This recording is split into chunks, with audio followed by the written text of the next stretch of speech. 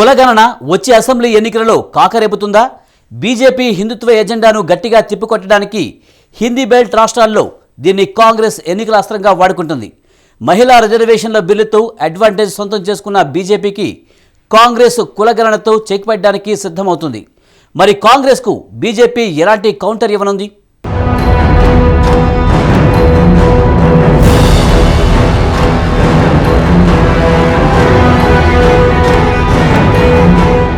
కులగణన 3 హిందీ రాష్ట్రాల్లో ఇప్పుడు ఇదే హాట్ టాపిక్ గా మారింది.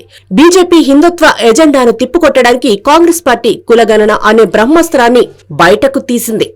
వచ్చే నెలలో రాజస్థాన్, మధ్యప్రదేశ్, ఛత్తీస్గఢ్ రాష్ట్రాల అసెంబ్లీ ఎన్నికలకు కులగణన చుట్టూ తిరుగుతున్నట్టే కనిపిస్తోంది.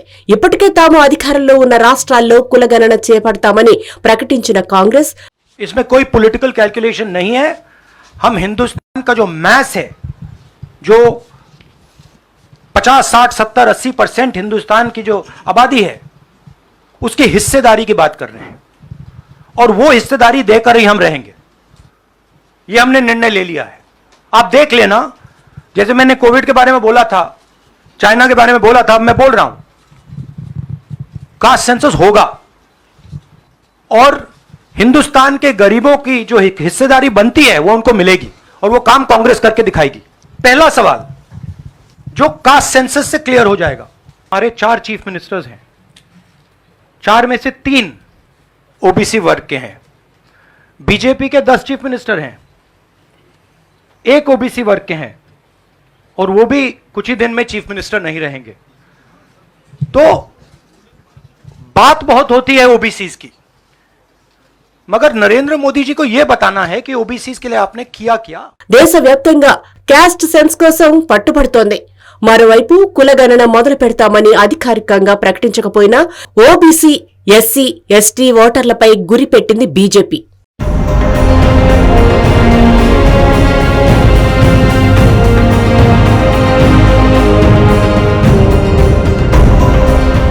మన దేశంలో 2011లో కులగణన చేపట్టినప్పటికీ అందులో వివరాలను అధికారికంగా వెల్లడించలేదు. బీహార్లో కులగణన నిర్వహించి రాష్ట్ర జనాభాలో 63% మంది వెనుకబడిన వర్గాలున్నాయని తేల్చి చెప్పడంతో అదే తరహాలో దేశవ్యాప్తంగా కులాల జనాభా వివరాలను సేకరించాలన్న డిమాండ్ ఊపందుకుంది. అయితే సమాజాన్ని విభజించడానికే ఇదంతా చేస్తుందంటూ కాంగ్రెస్ పై ఎదురుదాడి చేస్తోంది బీజేపీ. कांग्रेस ने एक अलग लाभ आरोपना शुरू कर दिया है. ये कांग्रेस के नेता कहते हैं जितनी आबादी उतना हक. मैं कहता हूं इस देश में अगर सबसे बड़ी कोई आबादी है तो वो आबादी गरीब है. अब कांग्रेस कह रही है कि आबादी तय करेगी कि पहला हक किसका होगा. यानी क्या अब अल्पसंख्यकों का हक कांग्रेस कम करना चाहती है क्या? और आबादी के ही हिसाब से ही अब तय होने वाला है. तो पहला हक किसका होगा भाई? किसका होगा?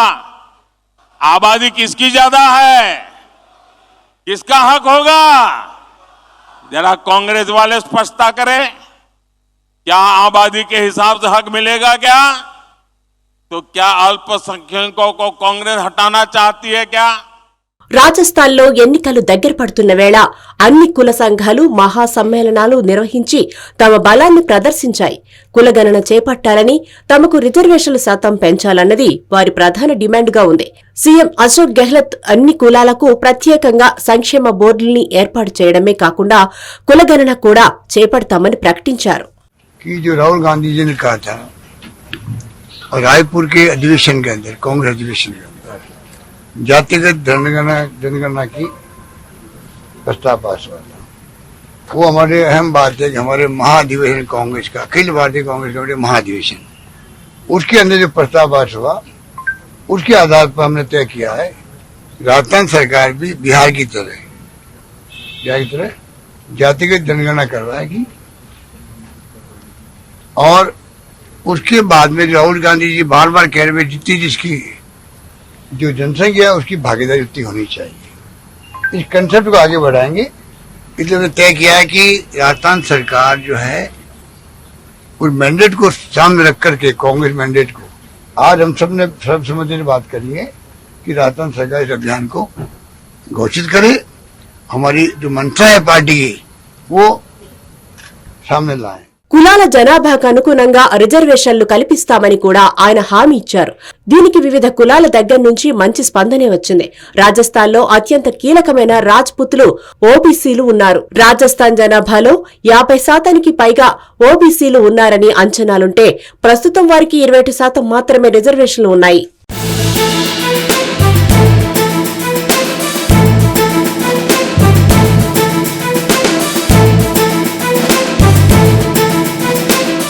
రాజస్థాన్లో ప్రభుత్వ ఉద్యోగాలు, అడ్మిషన్లలో 64% రిజర్వేషన్లు ఉన్నాయి. ఇందులో ఎస్సీలకు 60, 16%, ఎస్టీలకు 12%, ఓబీసీలకు 21%, ఎంబీసీలకు 5%, ఈబీసీలకు 10% రిజర్వేషన్లు ఉన్నాయి. జాట్లు, గుజ్జర్లు, రాజ్పుతులతో పాటు 92 కులాల ఓబీసీ కేటగిరీలో ఉన్నాయి. దీంతో తమకు అన్యాయం జరుగుతోందన్న ఆవేదన వారిలో చాలా ఎక్కువగా ఉంది. మధ్యప్రదేశ్ విషయానికి వస్తే ఈ రాష్ట్రంలో ఓబీసీ జనాభా 50% వరకు ఉంటుంది.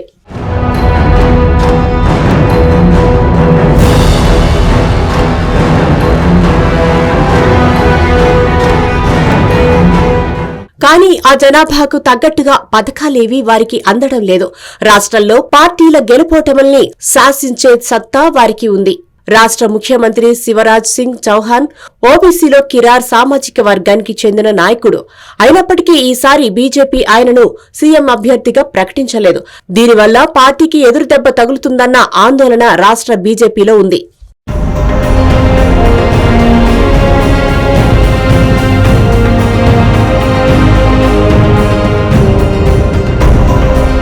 కాంగ్రెస్ కులగణన చేపడతామని హామీ ఇవ్వడంతో కనీసం ఓబీసీ నాయకుణ్ణి సీఎం అభ్యర్థిగా ముందుంచి ఎన్నికలకు వెళ్లాలని డిమాండ్ చేస్తున్నారు బీజేపీ రాష్ట్ర నేతలు. రాష్ట్ర జనాభాలో ఆదివాసీలు 21%, ఎస్సీలు 15.6% ఉన్నారు. బీజేపీ కులగణన హామీకి బదులుగా ఎక్కువ మంది ఓబీసీలకు టికెట్లు ఇస్తూ దానిని బ్యాలెన్స్ చేసే ప్రయత్నం చేస్తోంది.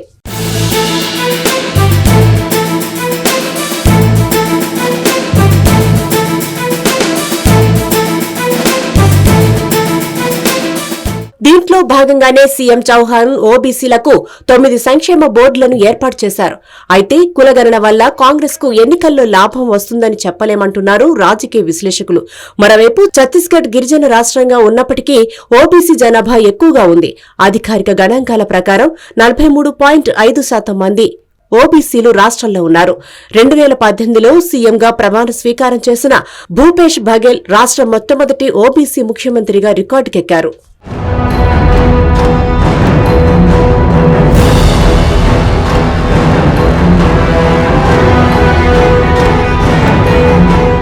ఓబీసీలకుండే రిజర్వేషన్లను 14 నుంచి 27% పెంచుతూ బిల్లు తీసుకువచ్చారు. కానీ గవర్నర్ దానిని ఇంకా ఆమోదించలేదు.